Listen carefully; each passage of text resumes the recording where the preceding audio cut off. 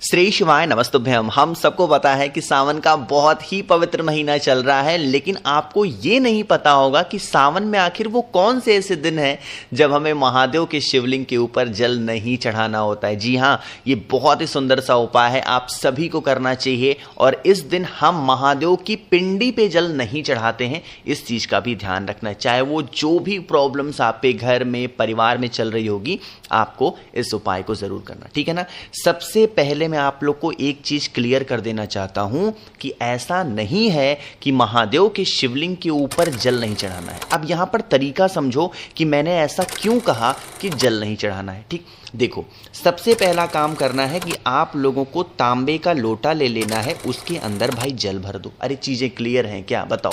जल भर दिया, जल के अंदर एक चीज और डालनी है, वो होगी गंगा जल। इतना हो गया।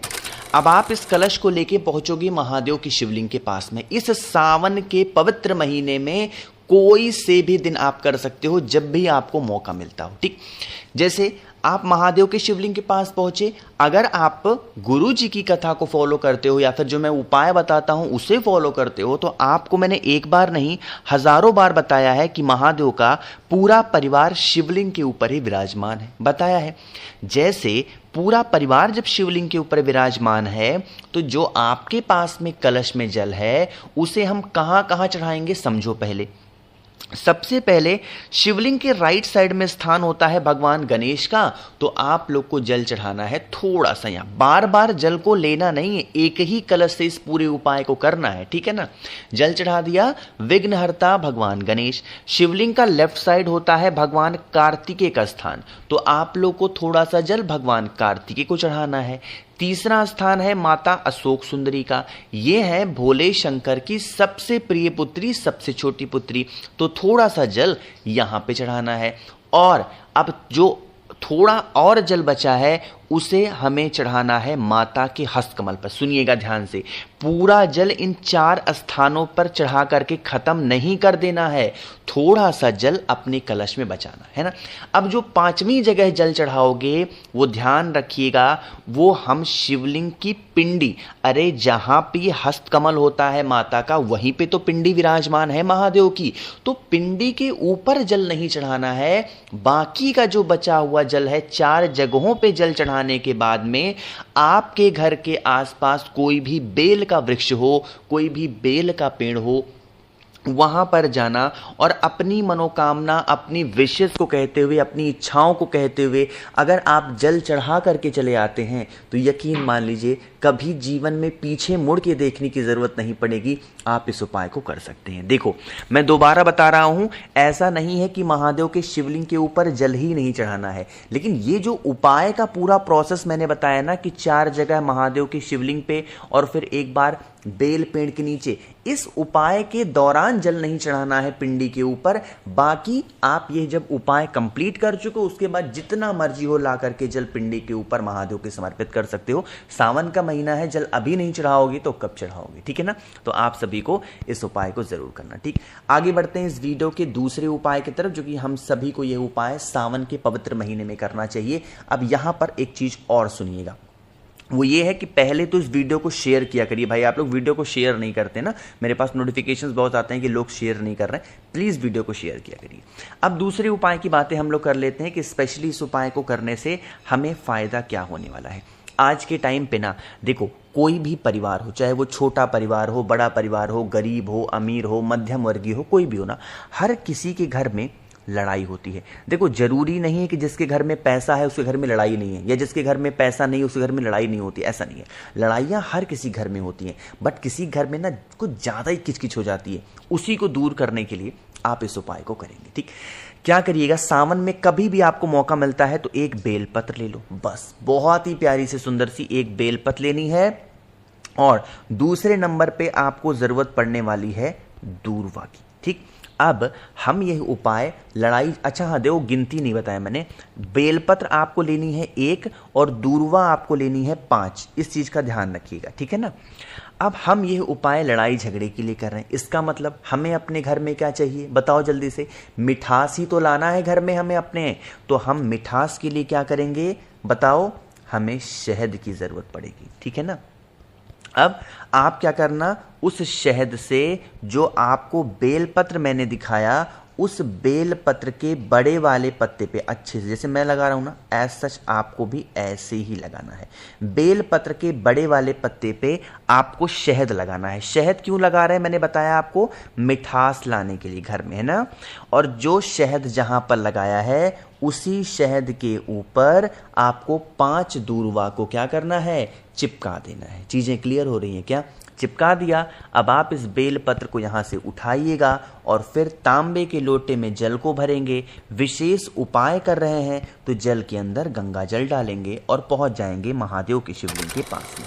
यहां पर पहुंच करके सबसे पहला काम करना है आप लोग को कि 1 लोटा जल महादेव के शिवलिंग के ऊपर चढ़ा देना, और जो भी व्यक्ति घर में लड़ाई झगड़े करता है उसका नाम और गोत्र बोल करके उस बेल पत्र को महादेव के शिवलिंग के ऊपर चिपका देंगे। किसका ध्यान करके? अभी मैंने कल ही आपको बताया था कि लड़ाई झगड़े के लिए हम किसका ध्यान करते हैं, हाटकेश्वर महादेव का स्मरण करते हुए अगर आप चिपका देते हो तो इससे घर में कभी लड़ाई झगड़े नहीं होते, कभी क्लेश नहीं होता है। परिवार में हर एक व्यक्ति हमेशा खुश और प्यार से रहता है, ठीक है ना। करिएगा जरूर भाई। आगे बढ़ते हैं अब इस वीडियो के हम लोग अपने तीसरे उपाय की तरफ, जो कि बहुत स्पेशल सा उपाय मैं आपको बताने जा रहा हूं।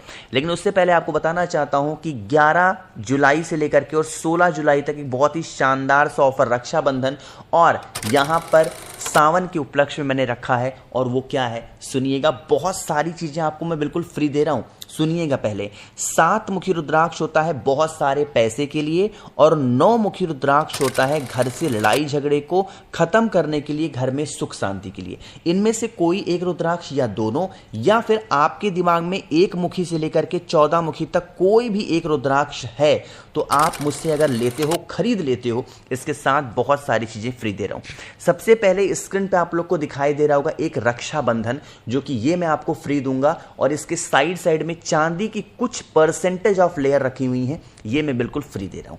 इसके साथ एक और चीजें फ्री हैं, वो है महादेव का एक प्लास्टिक का शिवलिंग जो कि LED के फॉर्मेट में है। जैसे ही पानी जल डालोगे इनमें से एक लाइट जलेगी जिसका दृश्य बड़ा ही मनोरम सुंदर होता है, ये मैं बिल्कुल आपको फ्री दे रहा हूं। इसके साथ कुछ और चीजें मुफ्त हैं, जैसे 5 मुखी रुद्राक्ष आपको फ्री मिल रहा है बीमारी के लिए, 3 मुखी रुद्राक्ष आपके बच्चों के लिए, रुद्राक्ष की माला बहुत ही अच्छी क्वालिटी की दे रहा हूं वो भी बिल्कुल फ्री में, प्लस 50 ग्राम भस्म बेल की छाल से बने हुए, और प्लस 4 स्टिकर श्री शिवाय नमस्तुभ्यम लिखे हुए वो फ्री दे रहा हूं, जिसको आप मंदिर में अपने घर में लगा सकते हो। ऑफर का लाभ उठाने के लिए 9005643345 मेरा व्हाट्सएप नंबर है। कैश ऑन डिलीवरी की सुविधा मैंने उपलब्ध करा रखी है। ऑर्डर को जल्दी से प्लेस करेंगे। अभी तक 2500 लोगों ने ऑर्डर किया है सिर्फ 2 दिनों में। आप किस चीज का इंतजार कर रहे हैं? ऑर्डर को प्लेस करेंगे, लेकिन पहले वीडियो देखिएगा उसके बाद ऑर्डर को प्लेस करना। अब आगे बढ़ते हैं। इस उपाय को करने से हम अपने घर में किसी भी व्यक्ति की कोई भी इच्छा को जल्दी पूरी कर सकते हो। चावल के दाने का यह उपाय बहुत स्पेशल होता है। कैसे करना है? इसके लिए आप लोग को चावल के 3 दाने लेने हैं, ठीक, और फिर एक बहुत ही प्यारी सी बेलपत्र लेनी है। बेलपत्र के बाद में आपको लेना है लाल चंदन, ठीक है ना। ध्यान से सुनिएगा, जो बेलपत्र होगी उस बेलपत्र पर आप लोगों को लाल चंदन की बिंदी ऐसे लगानी है। पूरा लंबा नहीं लगाना, ना तो पूरे बेलपत्र पे लगाना है। जैसे मैं लगा रहा हूं ना, एज सच आपको भी ऐसी ही लगानी होगी बिंदी। बिंदी लगाने के बाद में आप लोग को क्या करना है, जो चावल के दाने हैं ना, उन चावल के दाने को ऐसे करते हुए आपको लगाना होगा। जैसे 3 चावल बनाया तो जैसे त्रिपुंड नहीं लगाते हो महादेव के शिवलिंग पे, एज सच बेलपत्र पे लाल चंदन के ऊपर चावल के दाने को त्रिपुंड के रूप में चिपका देना, ठीक। इस बेलपत्र को उठाना, सबसे पहला काम करेंगे 1 लोटा जल महादेव की शिवलिंग के ऊपर श्री शिवाय नमस्तुभ्यम का जप करके चढ़ाना, और जो बेलपत्र है त्रिपुंड लगा हुआ उसे चढ़ाना नहीं है, उसे शिवलिंग के ऊपर बस चिपका देना ऐसे, बस, ठीक है ना। और अपनी मनोकामना कह देना, वो सारी विशेष आपकी पूरी होंगी जिसके लिए आप परेशान हो। आगे बढ़ते हैं इस वीडियो के सबसे आखिरी उपाय की तरफ, जो कि चौथा है। लेकिन जल्दी से करिए वीडियो को लाइक। जिसने अभी तक चैनल को सब्सक्राइब नहीं किया, मेरी आवाज आज आप पहली बार सुन रहे हैं, चैनल को ज़रूर सब्सक्राइब करेंगे, ठीक है ना। ये उपाय हम लोग कर रहे हैं किसी भी प्रकार के कष्ट को दूर करने के लिए, चाहे वो कैसा भी कष्ट घर में चल रहा हो। इसके लिए आपको शक्कर लेना है, यानी कह सकते हो चीनी लेना है। जितने उपाय बता रहा हूँ ना, कभी भी इस उपाय को कर सकते हो, कोई दिक्कत नहीं है। शक्कर के बाद में 5 बेलपत्र लेनी है, एक तांबे का लोटा ले लो, जल भर लो, जल के अंदर शक्कर डालो और जो 5 बेलपत्र मैंने दिखाए उसे डालो। इसे लेकर के महादेव के शिवलिंग के पास पहुंच जाओ।